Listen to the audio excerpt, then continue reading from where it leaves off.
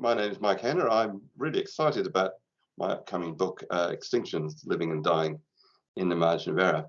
I'm a paleontologist. I work at the Victoria University of Wellington in New Zealand, and I've had a long interest in the big picture history of the planet. You know, what's happened in terms of increasing diversities and the crashes that come with mass extinctions. And I've tried to pull all of that together into the book. Together with other themes like the idea that there is a system that's controlling the climate, and then comparing it to what we see today, what's happening on the planet, and how does it relate to the big mass extinctions that we've seen in the past.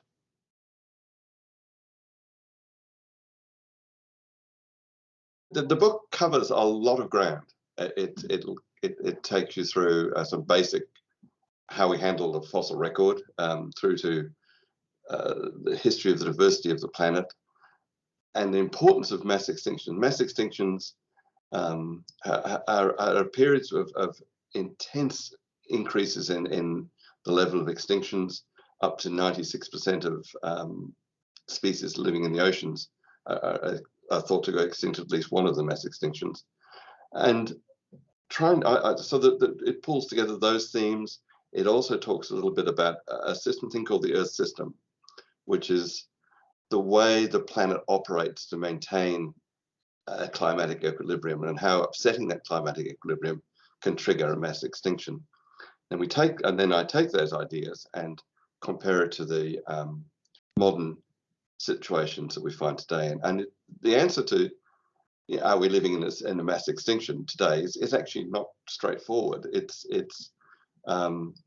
If you look at straight amount of animals going extinct, it's actually not huge. It's 2%, 5% for some groups. But when you start adding to it the species that are under threat, then we see the full picture of the situation we're faced. And I prefer to call it a defaunation, which is a term that's being bandied around by some biologists nowadays. And it's not, although it's clearly the beginning of a mass extinction, we're not there yet. We have time to do some alterations to our behavior to pull ourselves back from that slippery slope. At the heart of the book, the core of the book is, yes, we're in a bad state. Yes, it looks like some of the mass extinctions of the past. Yes, we're causing it. But there is time, there is hope.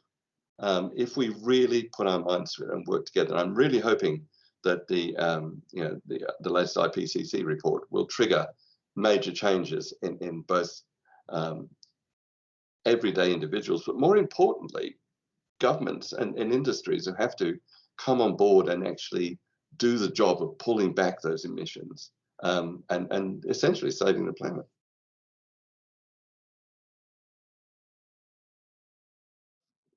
My day job is as a paleontologist is to study microfossils, and I do it to work out the ages and environment these fossils lived in, these animals lived in, and they're little tiny algae. But alongside of that, I've always had, as I said, an interest in the bigger picture, and I realized, looking back over my teaching notes since I've been here, that I've been talking about it and writing about it for 30 odd years. And it's the history, it's the story that these fossils tell us that really grabbed my attention.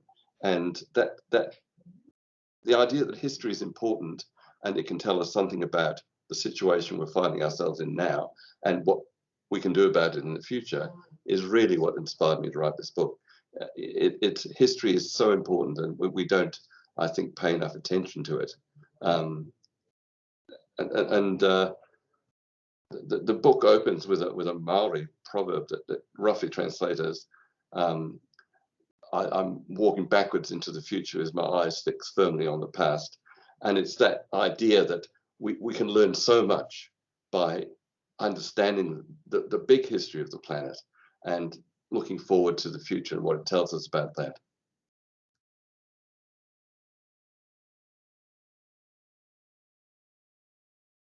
It's hard and it's a bit depressing.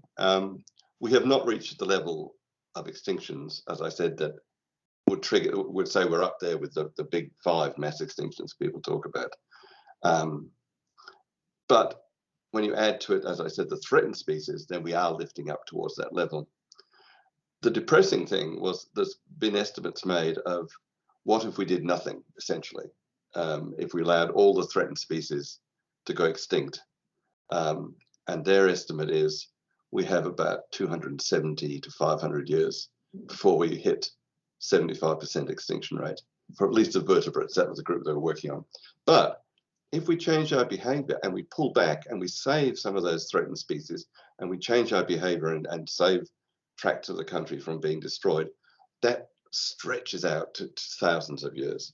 So it really is a clarion call to doing something about the biodiversity that we see now.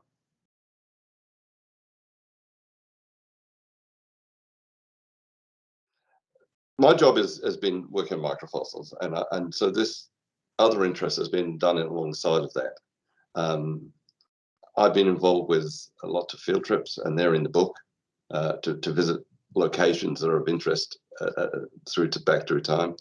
But it's really just this passion I had alongside of looking at the microfossils that has enabled me to do that. It's just required an enormous amount of reading. I mean, I have a box at home the size of a small tea chest full of the stuff that I've been reading. And it's quite difficult. There's lots of differing opinions, and I'm sure I've probably stuck my foot in it a couple of times and upset some people about the decisions I've made about that. But it's what I think is in the literature, and it's been a lot of fun doing it.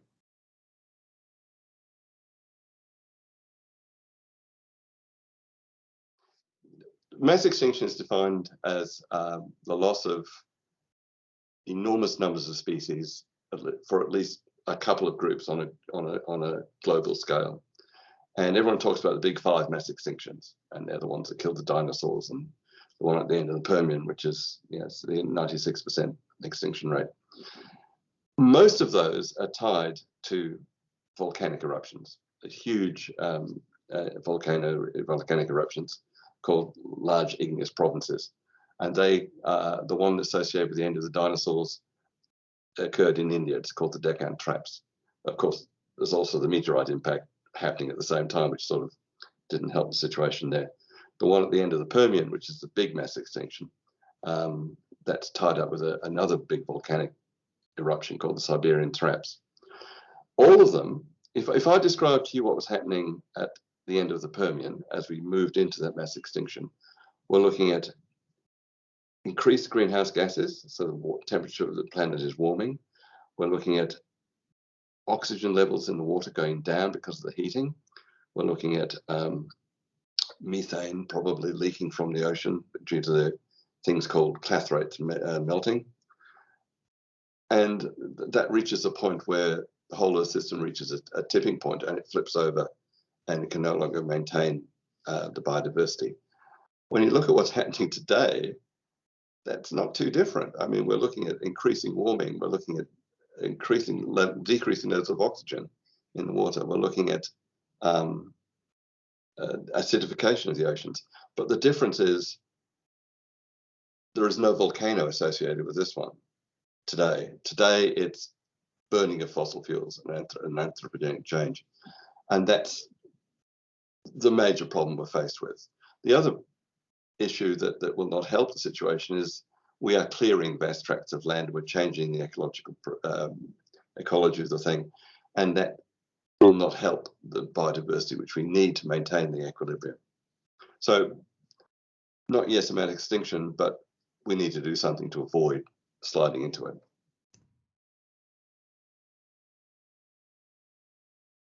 I've written this book to the general public for a couple of reasons. One is there's a lot of literature around anyway for the scientific community. Secondly, it's part of my job to communicate science to the people. And thirdly, I think that an educated population will be more able to hold governments and industry to account as we move into a time when we really do need to do something about the situation we're finding ourselves in.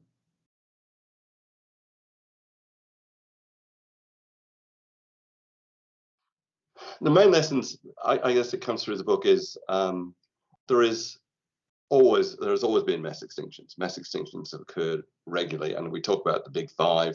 You'll see that in the press. According to some paleontologists, there's actually 19 or more. So we do have periods of that happening. They've been important. They control often the level of diversity on the planet. They've certainly shifted the whole biota, what makes up a biota of the planet. The past tells us that we've also always recovered from mass extinction. We've always life has successfully made it through every single one of them. But it takes 1 million years or so to recover from a mass extinction, often, sometimes less, but often up to 1 million years. We won't have that length of time if we slide into one now, if we even survive one, if we go into one. But and the calculations based on extinction rates, as I said, suggest that we don't have a lot of time, but we've got some. But the other thing it tells us is, as well as watching what we're doing with or reducing the amount of emissions, we have got to save the biodiversity of the planet.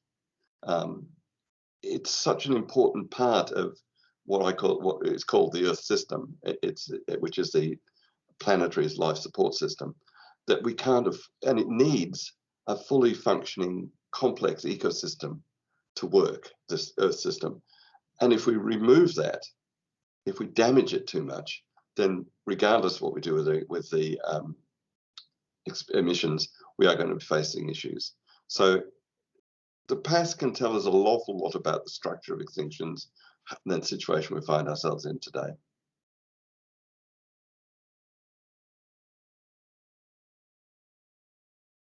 Quite a lot, I hope. The fact there is more than 5 mass extinctions, everyone talks about the big 5, but there's actually probably up to 19, depending on how you count them.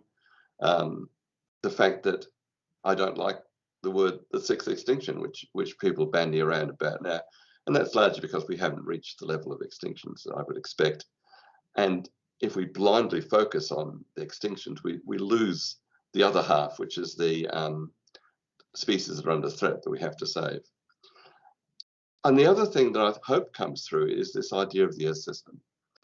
I think it's a powerful, simple idea that the Earth has a life support system composed of all its various parts, which is the atmosphere, the solid Earth under the ground, underneath us, water, and the biosphere at its simplest, and the way that interacts with each other to maintain the planet in a climatic equilibrium. And we can't afford to let that equilibrium shift, because that's what triggers a mass extinction. And the key to that is maintaining a good, solid, diverse ecosystem.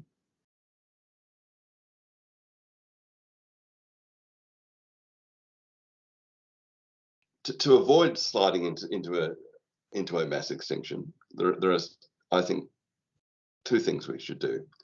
One is the obvious. It's what the IPCC has been saying for years, and has even more firmly said it now. We have to reduce our greenhouse gas emissions, start pulling the planet back to a normal situation.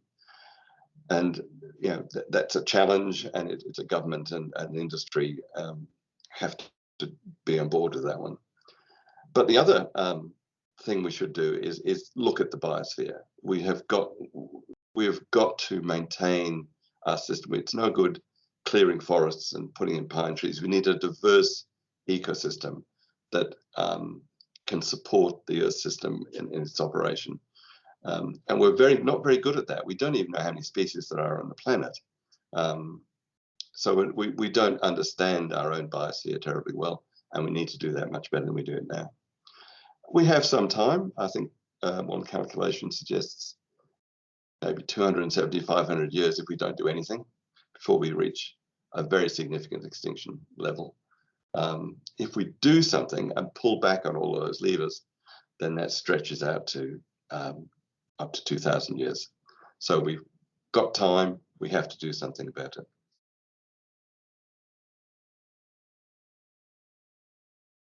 At its simplest, what I would like people to take away from the book is history is important.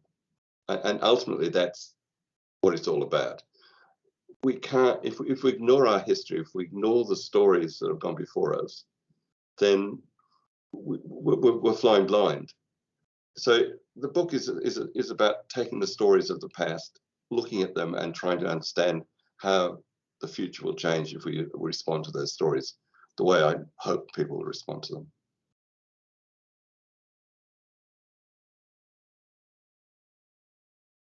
The book has been described as somber, but hopefully it carries through a message of hope. And at the end, there is a real chance and a real possibility to do something about the situation we're finding ourselves in now if we take our chance and do it.